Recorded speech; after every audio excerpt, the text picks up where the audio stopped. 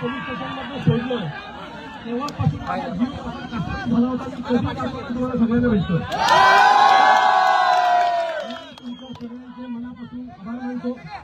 आपण जी काही सुरुवात केली होती मराठी आपल्या एका मराठी एकीकरण समिती सगळ्यांनी सर्वच पक्ष उभाटा या सगळ्यांनी मिळून आपण जी सुरुवात केली होती त्या सुरुवातीला यश आलं. पोलिसांनी किती दलशाही केली. आज सकाळपासून जवळजवळ 1,500 आपल्या पदाधिकाऱ्यांना अटक केल्याच्या नंतरही तुम्ही सगळेजण एवढ्या मोठ्या संख्येने रस्त्यावर उतरलात. आता असं पकडूया जर आपल्या कोणाला पकडलं नसतं आणि हा मोर्चा सुरळीत पार पडला असता मी खात्रीने सांगतो हा मोर्चा किमान 50,000 लोकांचा झाला असता. अशी एकजूट आपण मराठी माणसासाठी दाखवूया.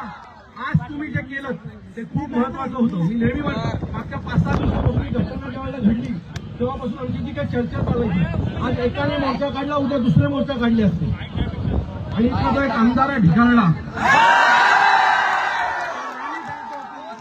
मीरानगरमध्ये मराठी 10-15% आहे.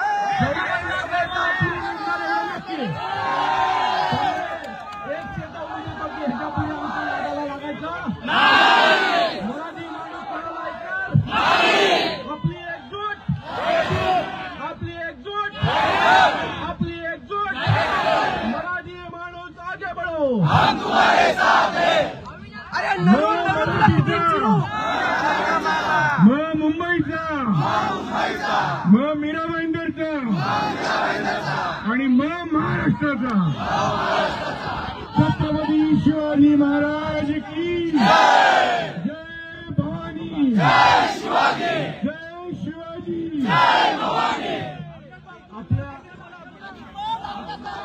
आपण सगळे आजचं जे आंदोलन आहे ते आता आज आपण यांचं थांबवूया.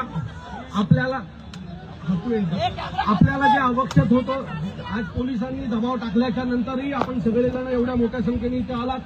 हा मेसेज अख्ख्या महाराष्ट्रात गेला. जिथे कुठे असा दबाव टाकण्यात येईल तिथे असाच मराठी माणूस पुन्हा रस्त्यावर येईल हे सगळ्यांना कळलं. आता आज हे मीरा रोड आहे. आता हे जर ठाण्यात घडलं असतं तर तुम्ही विचार करा काय घडलं असतं. माझ्यासोबत माझे विचारे पण आहेत. माणसाच्या नादाला कोणी लागेल आणि लक्षात ठेवा आम्ही आता एकत्र होणार. जेवढं वेगळं व्हायचं तेवढं झालं. आता याच्या पुढे मराठीसाठी आम्ही एकत्र आहोत. आपण सगळे एकत्र राहू.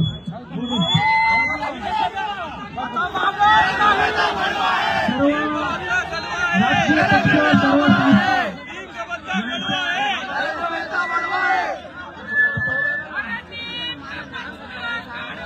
आम्ही मराठी